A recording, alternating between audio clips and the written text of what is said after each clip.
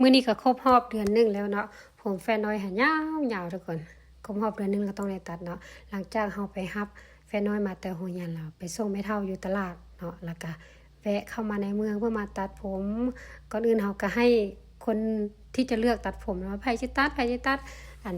แฟดก็ว่าให้น้องตัดก่อนนะอันนี้มันน้องได้ตัดแล้วเนาะเจ้าของร้านมันก็ใจ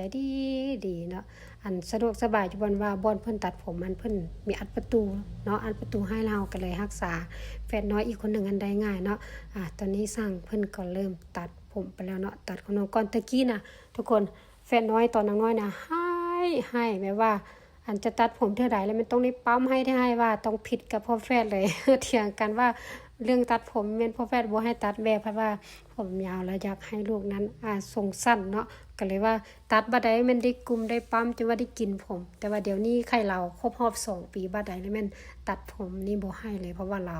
ฮู้ความเนี่ยตอนนี้อายเพิ่นก็นั่งท่าก่อนเนาะท่าน้องเพิ่นตัดผมแล้วเนาะแล้วเพิ่นก็ฮู้ความได้นั่งท่าเนาะทุกคนเลี้ยงไปเลี้ยงมาก็เริ่มฮู้ความแล้วก็แม่ก็เริ่มสบายมาแล้วเนาะน้องเพิ่นตัดเรียบร้อยบัดนี้ทีฮอดอายเพิ่นก็ให้ตัดดีได้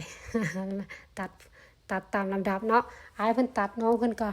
รอท่านั่งท่าเนาะเด้น้องเพิ่นก็ย่างต้องแดงท่าแบบนี้แหละท่าอายเพิ่นตัดผมเนาะนั่งไปนั่งมาตามภาษาเด็กน้อยเนาะแต่ใครน้อยนึงว่าอันเพิ่นมีประตูอัดนะร้านเพิ่นจะอยู่ใกล้ทางเนาะแต่ว่าเพิ่นก็มีประตูแก้วอัดให้เฮารู้สึก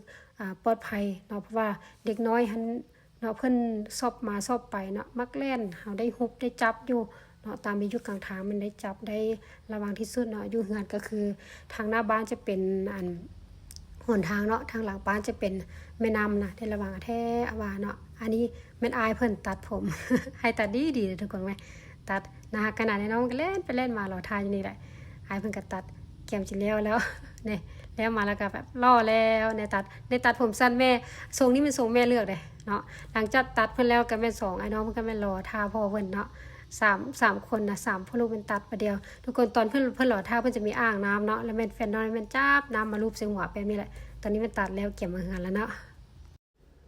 ทุกคนถ้าผู้ใดอยากได้แนวพันธุ์มะอือไปปลูกเนาะมีพร้อมส่งเด้อมีถุงน้อยและถุงใหญ่ตัวนี้นะแซ่บมันเนาะปลูกง่ายดูแลง่ายเนาะปลูก2เดือนปลายเป็นมากเฮาก็ใส่ฝุ่นขี้ไก่แล้วก็ใส่ปุ๋ยหมากแดงเล็กน้อยที่ว่าเป็นมากดี